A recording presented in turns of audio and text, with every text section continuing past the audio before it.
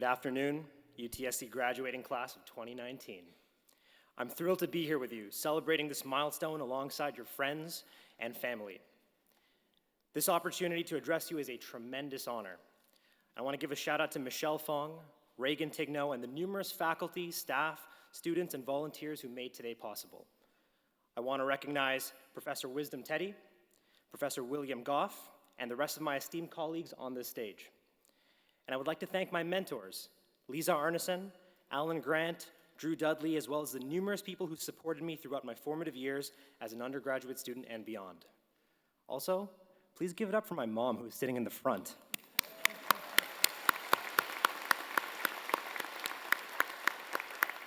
We just got back from London, England, and she's pushing through some serious jet lag to be here. I love you, Mom, and try not to cry, because I'm going to cry as well. Now, I had an entirely different speech prepared for the ceremony, but then something special happened recently. The Toronto Raptors became NBA champions.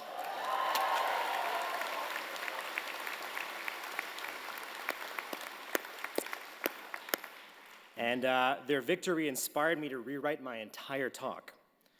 Over the next 8 minutes, I'd like to share with you a handful of reflections on the intertwined values of confidence and resilience.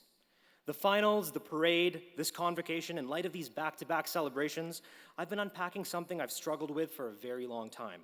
Something that I suspect that many of you in this hall have also dealt with to varying degrees. Imposter syndrome. Imposter syndrome is a psychological pattern in which an individual doubts their accomplishments and has a persistent, internalized fear of being exposed as a fraud. Imposter syndrome bores itself into the feeling that we aren't good enough. Like many, I was in a state of disbelief throughout our entire playoffs run. Though I cheered each victory, I hesitated to accept that we were a top team, perhaps a reflection of my own insecurities. I'm a person of color, a first-generation student, raised in Scarborough by a lower middle-class Muslim family. My grades were average, and I had no distinct talent. I gave in to deficit thinking early, prematurely foreclosing myself from opportunities of which I didn't feel worthy. The remnants of that mentality are perhaps why all of this feels like a dream state. I didn't truly believe that we could be this great. I have to ask, am I even at the right event? I mean, y'all checked my credentials, right? I'm an English literature grad. What am I doing up here? It would be both hilarious and embarrassing if someone got this wrong. But with that said, my undergraduate studies gifted me with a nuanced understanding of metaphors. Metaphors are figures of speech. They're units of human understanding. And with time, I've come to truly appreciate journey metaphors especially. We encounter these all the time. For example, crossroads, ups and downs, obstacles, new heights, rock bottom, smooth sailing, bumpy roads. These literary devices are designed to communicate the process of change, to help us understand where we came from and where we're going. The journey metaphor is at the heart of a framework known as the monomyth, commonly referred to as the hero's journey. The hero's journey is the structure shared by almost every story. Seriously, Harry Potter, The Lord of the Rings, Moana, The Avengers, you name it. They all have nearly identical storylines. The protagonists and their companions set out to acquire an important object or get to a location. They face temptations and other obstacles along the way. It's more or less a 12-chapter act, the first 4 of which look a little something like this. Chapter 1, The Ordinary World. Chapter 2, Call to Adventure. Chapter 3, Refusal of the Call. Chapter 4, Meeting the Mentor. After accepting a call to adventure, the hero crosses over into a special world, a world of chaos, a world in which they face challenges and roadblocks, meet allies and enemies, attempt significant change and fail, only to finally achieve mastery of the problem and return back to the ordinary world with a renewed perspective. The recurrence of the hero's journey in fiction speaks to something deep within the human condition: change. To change is to go from order through chaos back to renewed order. To change is to go from order to chaos back to renewed order. The word chaos derives from the 14th century Greek word chaos with a K, which translates to abyss, that which gapes wide open, that which is vast, that which is empty. Sounds scary, right? Journeys through chaos are stressful, and we're hardwired as humans to resist stress. 10 years ago, I sat in this exact convocation hall, plagued by the question of, what's next? Overwhelmed by the unknown. My imposter syndrome took hold, and I nearly talked myself out of the journey, which brought me to you today. Here's a quick story that I hope will help you avoid getting derailed from your journey to success. At 17, the tender young age at which you're supposed to decide what you want to do with the rest of your life, I was clueless, naturally. My father wanted me to pursue a prescribed path from the career trinity of doctor, lawyer, engineer. After a heated argument, I puffed out my skinny chest, vehemently refused, and instead swore to join the Canadian Armed Forces. And just like that, I did. 0 to 100 real quick, eh? The final exercise of my basic military qualification, a prelude to becoming a full-fledged soldier, was a literal descent into chaos. Fire teams of 5 were to be dropped into a dense and disorienting forest, with only 12 hours to navigate their way out.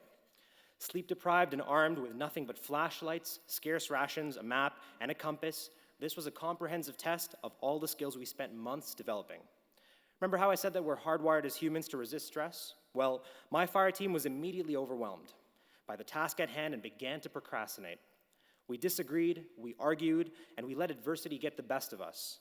Mentally defeated, we lingered for hours in the chaos. That day, I learned an invaluable lesson. Problems that are left alone tend to get worse. As the sun set, the forest became frighteningly darker and colder. Our supplies diminished. We grew parched and famished. What finally set us in motion were distant howls. These piercing, haunting noises could have been from wolves, they could have been from coyotes, or they could have been from Baba Yaga herself. It didn't matter.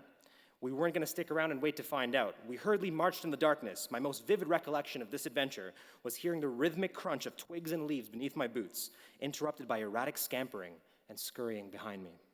Every few feet, when the sounds of multiple footsteps grew louder, I would whip my flashlight around, and I would catch in the dim shadows the unmistakable glints of eyes, tails, teeth, and claws slinking back into the darkness.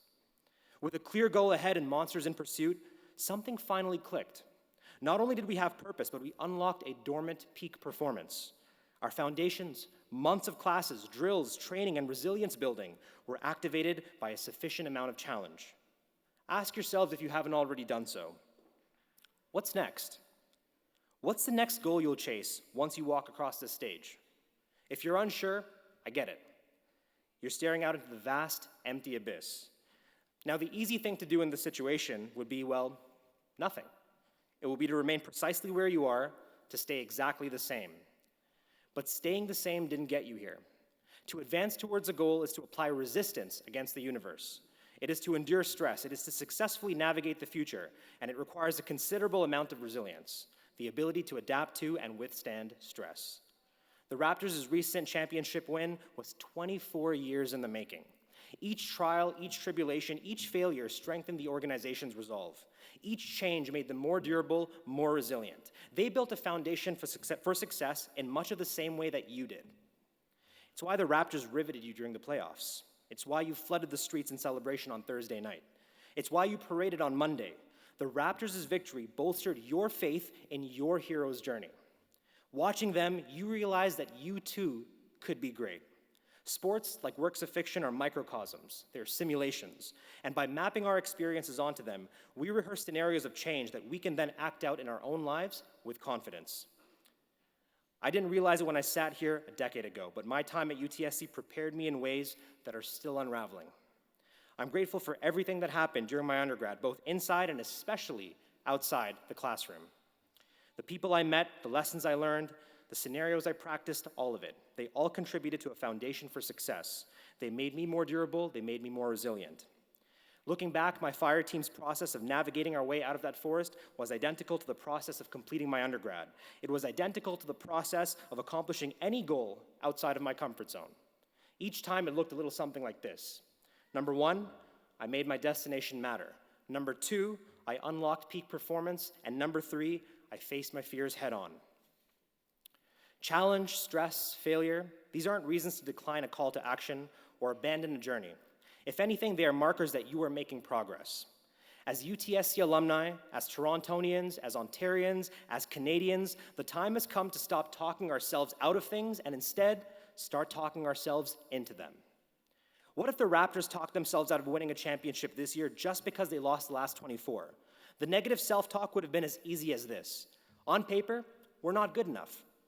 Leonard was a 15th round draft pick, Lowry and Ibaka 24th, Siakam 27th, Green 46th, Gasol 48th. Heck, Fred VanVleet was undrafted. Go back and check what the so-called experts said about us. We were written off from day one. And yet here we are. Yet here we are. To quote Drake's impassioned speech from Thursday night, you see what my hat says? The finals. Not Eastern Conference, not nice try or see you next year. Champions. Talk yourself into it.